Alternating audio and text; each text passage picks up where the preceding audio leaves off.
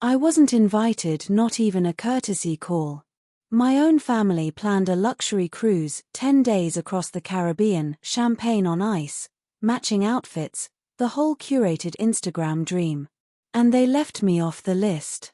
On purpose. They said it was because I don't vibe with the group. That I bring stress. What they meant was, I made them uncomfortable because I worked too hard, didn't laugh at my brother-in-law's sexist jokes, didn't pretend to forget what my sister said after Mom's funeral. You're just angry because no one ever picks you.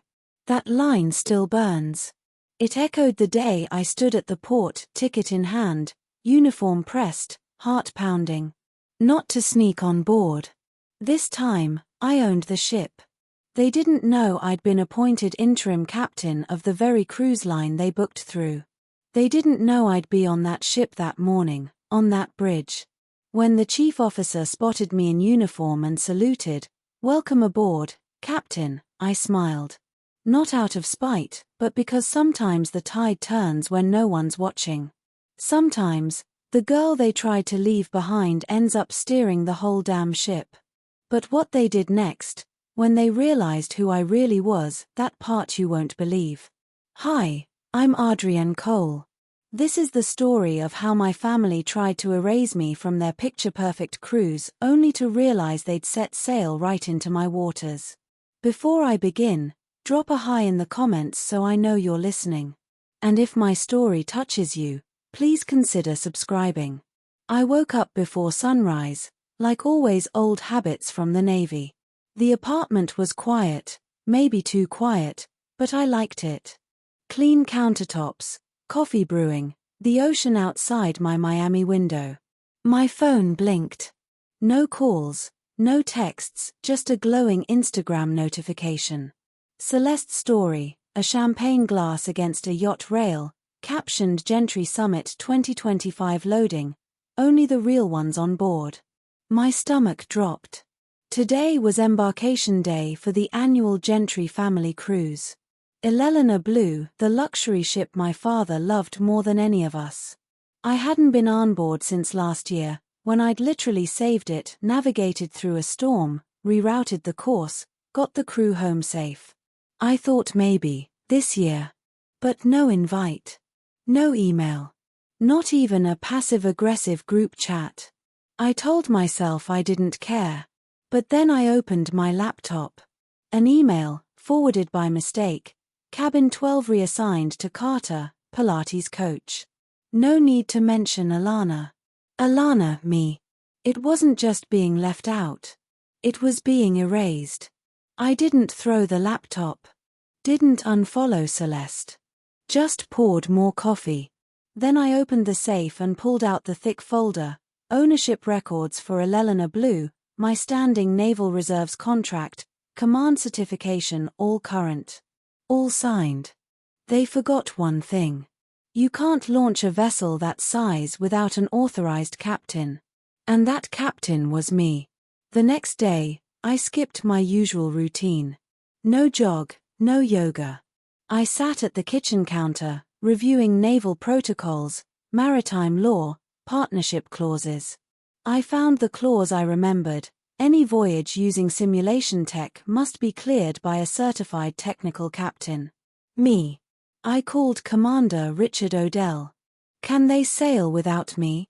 Not legally, he said. They knew. And they still cut me out.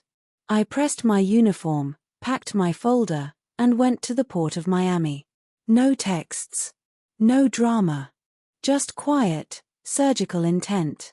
The Elelena Blue gleamed like a polished crown. Staff in linen uniforms, guests with pastel luggage. A banner read Gentry Summit 2025, the voyage of visionaries. I stepped to the dock, credentials in hand.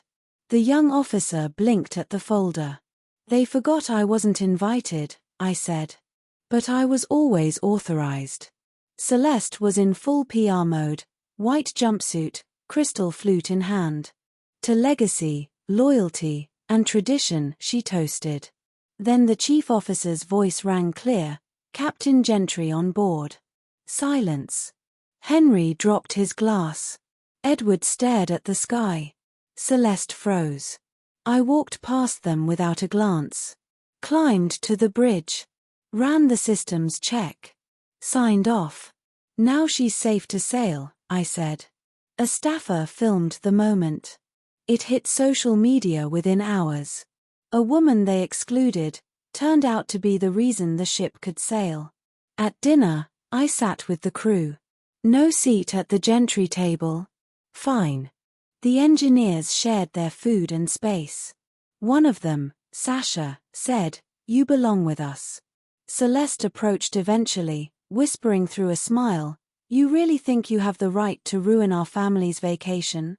"I'm not on vacation," I said. "I'm on duty." Right then, the ship lurched. Automated alert, 10 nautical mile deviation. Henry shouted, "This is why women shouldn't steer ships." I didn't respond. Just walked to the control deck, recalibrated the cheap system they'd swapped in, and fixed it. In 7 minutes. I returned to my seat without a word. Sasha posted, "Captain Gentry just saved our course." A maritime blog picked it up. The caption, "The woman they didn't invite just saved the ship they flaunt." My father approached me the next morning. "You should be at the main table. I'm exactly where I belong." Later, an email arrived from Naval Reserve HQ contract extension. And a proposal: convert the Elelena Blue into a mobile maritime academy for underprivileged youth. Finally, a mission that felt like mine. Henry found me in the tech room.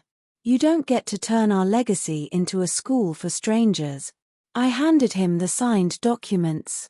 "You planned this?" I didn't answer. He wasn't asking. That day, another headline trended: "Captain Gentry saves ship again and charts a new course." Celeste said nothing. Just stared at the sea. Back in my cabin, I found an old envelope, from Mom. "For your eyes only." Inside, her handwriting, shaky, familiar. "Your father didn't want me to sign your Navy application. He feared what it would do to Henry if you rose higher. When you returned with honors, he asked Celeste to keep you out of the spotlight." "I'm sorry." I sat in silence. I hadn't just been ignored. I'd been erased, on purpose. But not anymore. The next morning, I walked the deck. Sasha nodded at me. The crew stood a little taller. And I sent a message to Richard: "Let's talk about the next phase. I'm ready to take the ship in a new direction.